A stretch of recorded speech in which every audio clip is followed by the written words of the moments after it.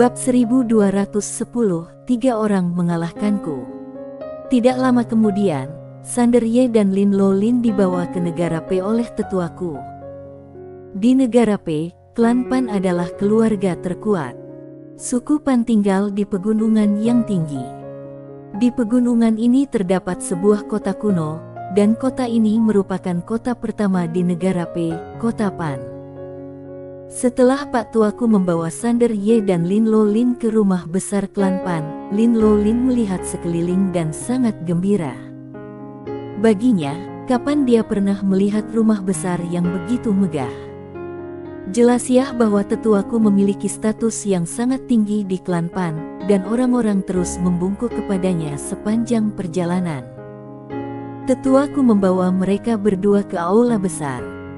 Dia berbalik dan menatap mereka, "Tunggu di sini sebentar. Aku akan pergi menemui nona muda." Lin Lo Lin mengangguk cepat, Oke. Tetuaku tersenyum dan berkata, "Jangan terlalu gugup, orang-orang di sini sangat baik." Lin Lo Lin menggaruk kepalanya sedikit karena malu. Tetuaku melirik ke arah Sander Ye, dan melihat Sander Ye begitu tenang, dia pun menjadi semakin penasaran. Tanpa berpikir terlalu banyak, dia berjalan menuju aula dalam. Setelah tetuaku pergi, Lin Lo Lin dengan lembut menyentuh kursi di bawahnya. Dia menatap Sander Ye dan berkata dengan gembira, "Kakak Ye, kursi ini benar-benar mahal, kan?" Sander Ye tersenyum dan berkata, "Setelah kamu berlatih, hal-hal ini tidak akan berarti apa-apa bagimu." Lin Lo Lin berbaring di kursi dan berkata sambil tersenyum, "Aku tidak punya banyak ide. Aku hanya ingin mempelajari beberapa keterampilan dan kemudian kembali ke Gunung Zen untuk membuat orang tua aku bangga." Sander Ye mengangguk, "Cukup bagus." Lin Lo Lin tiba-tiba menatap Sander Ye dan berkata dengan serius, "Saudara Ye, aku masih muda dan belum pernah melihat dunia. Aku harap saudara Ye dapat mengajari aku lebih banyak di masa mendatang." Sander Ye sedikit terkejut. Lin Lo Lin menggaruk kepalanya sedikit karena malu. "Ibu aku mengatakan kepada aku bahwa ketika aku keluar, aku harus rendah hati. Jika aku tidak dapat melakukannya dengan baik, aku harus mendengarkan kata-kata orang yang cakap. Aku merasa bahwa saudara Ye sangat cakap." Sander Ye tersenyum dan bertanya, "Kenapa?" Lin Lo Lin memikirkannya, lalu berkata, "Insting." Sander Ye menggelengkan kepalanya dan tersenyum. Pada saat ini, seorang wanita tiba-tiba keluar dari aula. Dia mengenakan gaun hitam dan berjalan perlahan. Dia memiliki tubuh yang ramping, seanggun pohon willow. Ada sulaman indah di gaun hitamnya, yang membuatnya tampak anggun dan mulia. Rambutnya diikat dengan ikat kepala hitam, dan beberapa helai rambut dibiarkan terurai di lehernya, membuat lehernya tampak anggun dan panjang. Wajahnya memiliki kontur yang jelas, kulitnya sehalus batu giok, dan penampilannya sangat cantik. Sander Ye menemukan bahwa wanita di depannya memiliki beberapa kesamaan dengan Zenus Pan. Di samping wanita itu, ada seorang pria tua. Tetuaku berkata, "Ini Nona Lingia Pan." Sander Ye mengangguk sedikit, "Halo, Nona." Lin Lo Lin di samping juga buru-buru berkata, "Halo, Nona."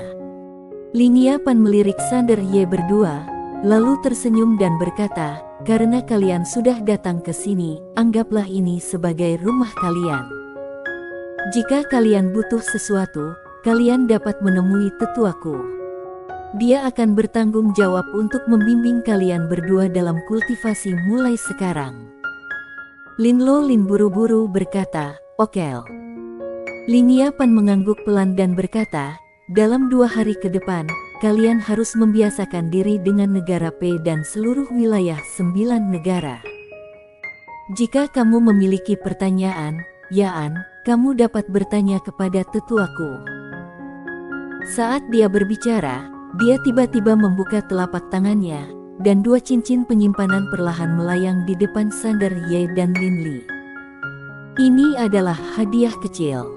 Ini akan berguna untuk kalian. Sander Ye melihat cincin penyimpanan itu, yang berisi hampir 1000 kristal Xianyuan. Dia sedikit terkejut. Wanita di depannya cukup murah hati. Sander Ye mengambil cincin penyimpanan itu dan berkata, "Terima kasih."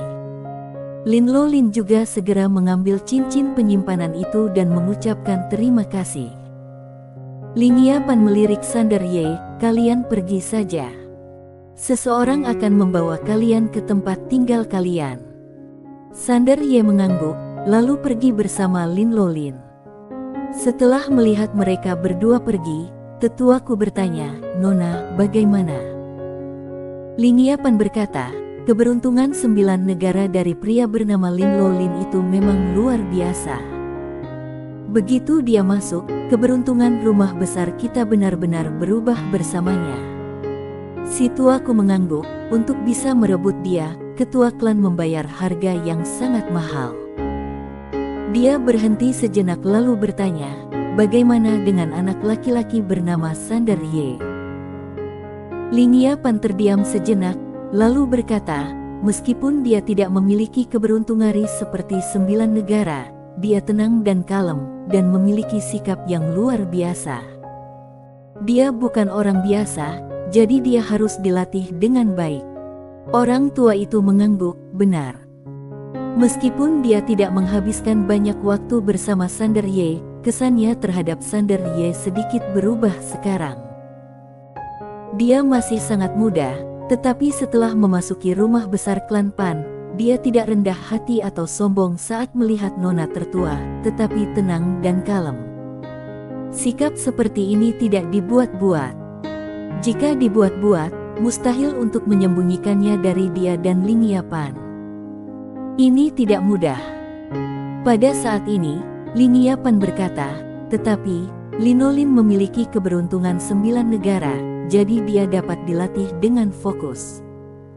Tetuaku ragu-ragu sejenak, lalu berkata, "Baiklah. Fokus pada pelatihan.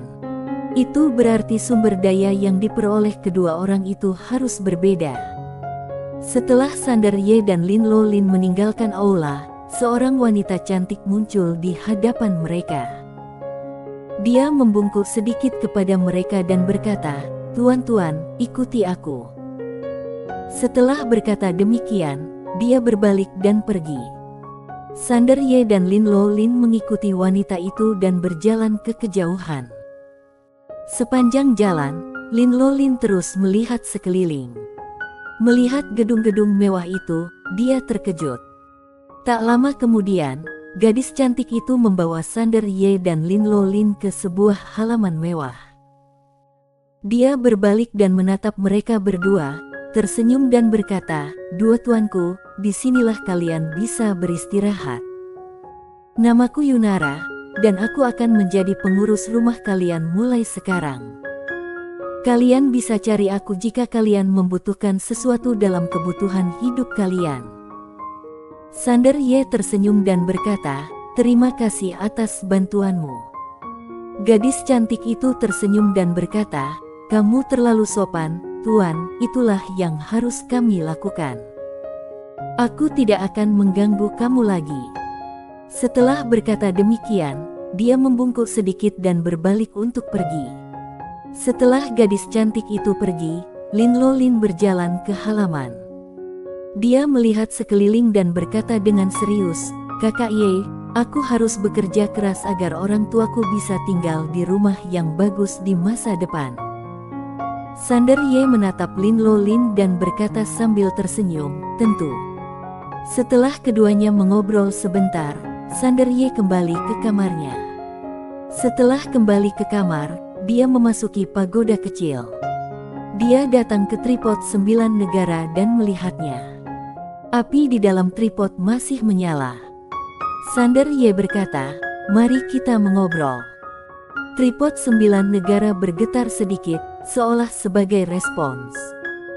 Sander Ye berkata, "Benda ilahi setingkatmu seharusnya ditransformasikan secara spiritual dan menampakkan wujud aslinya." Tripod 9 negara bergetar sedikit, seolah merespons, tetapi tidak menunjukkan efek apapun. Sander Ye mengerutkan kening. Pagoda kecil berkata, katanya terluka. Sander Ye sedikit terkejut, Tuan Pagoda, bisakah kamu berkomunikasi dengannya? Pagoda kecil berkata, omong kosong, kami semua adalah benda ilahi, oke. Sander Ye tersenyum canggung, jika kamu tidak memberitahuku, aku hampir lupa bahwa aku selalu memperlakukanmu sebagai manusia. Pagoda kecil. Pada saat ini, tripod 9 negara bergetar lagi. Sander Ye, Tuan Pagoda, apa katanya? Pagoda kecil berkata, dia berkata bahwa dia akan bersamamu mulai sekarang dan memintamu untuk menjaganya dengan baik. Wajah Sander Ye tiba-tiba menjadi gelap, aku yang mengurusnya. Pagoda kecil berkata, ya. Sander Ye sakit kepala. Pagoda kecil menambahkan, dia mengatakan dia akan pulih terlebih dahulu, dan ketika sudah pulih, dia akan membawamu terbang. Sander Ye berkata, sepertinya ini adalah tripod yang tidak benar. Pagoda kecil. Pada hari-hari berikutnya, Sander Ye dan Lin Lo Lin tinggal di rumah besar klan Pan, dan setiap hari lelaki tua itu akan datang untuk mengajari mereka cara berlatih. Harus dikatakan bahwa bakat Lin Lo Lin dalam berlatih memang mengerikan, dan kecepatan peningkatannya secara langsung mengejutkan seluruh klan Pan. Hanya dalam waktu 3 hari, dia berhasil menembus beberapa alam. Tampaknya tidak ada hambatan dalam latihannya. Kadang-kadang dia bahkan berhasil menembus alam setelah bangun dari tidur. Terlebih lagi, orang ini bekerja lebih keras daripada orang lain, berlatih siang dan malam tanpa tidur. Segera, Lin Yolin menjadi terkenal di kediaman Pan. Sekarang, semua orang di kediaman Pan dengan hormat memanggilnya Tuan Lin Lo Lin. Sebagai perbandingan, kecepatan latihan Sander Ye sangat lambat. Tidak lambat, tetapi dia jarang berlatih kecuali membaca buku setiap hari.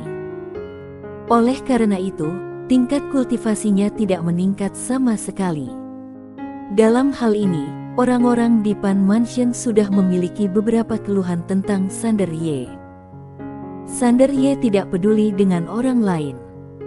Dia membaca buku setiap hari, buku tentang wilayah 9 negara.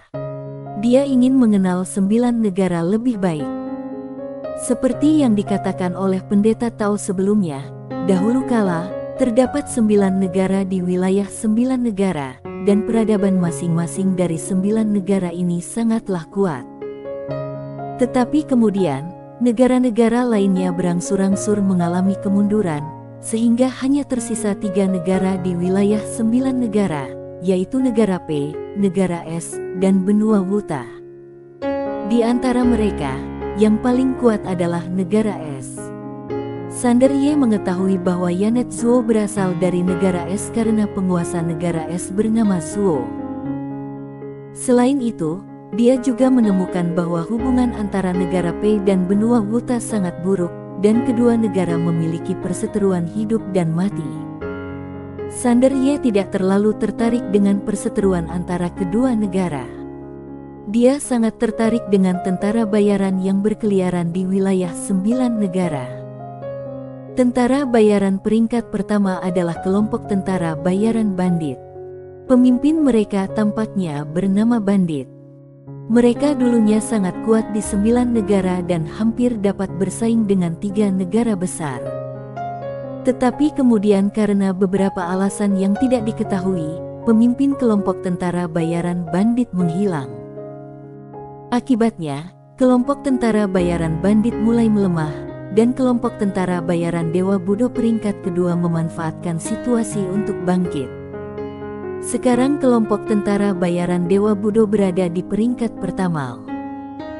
Selain itu, Sander Ye juga melihat Aula Tao penciptaan dalam sebuah buku kuno, tetapi buku kuno ini hanya menjelaskan sedikit tentang Aula Tao penciptaan, hanya beberapa kata, tetapi satu kalimat menarik perhatian Sander Ye.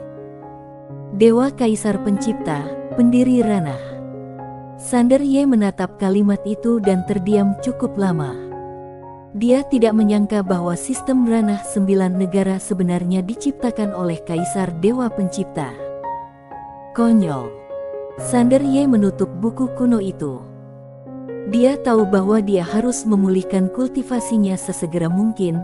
Jika tidak, begitu orang-orang dari Aula Tao Penciptaan datang, dia akan mendapat masalah besar. Tugas yang paling mendesak adalah menemukan kakak perempuan Angel Ye terlebih dahulu dan pergi kepadanya untuk meminta bantuan. Aula Tao Penciptaan. Rucha berdiri dengan hormat, dan di depannya berdiri seorang wanita, yang tidak lain adalah pelayan Dewa Pei. Pelayan Dewa Pei menatap Rucha. Apakah kamu mengatakan bahwa orang yang bernama Fasa Fan adalah orang di belakangnya? Rucha mengangguk. Ya, wanita ini sangat kuat, aku tidak bisa mengalahkannya.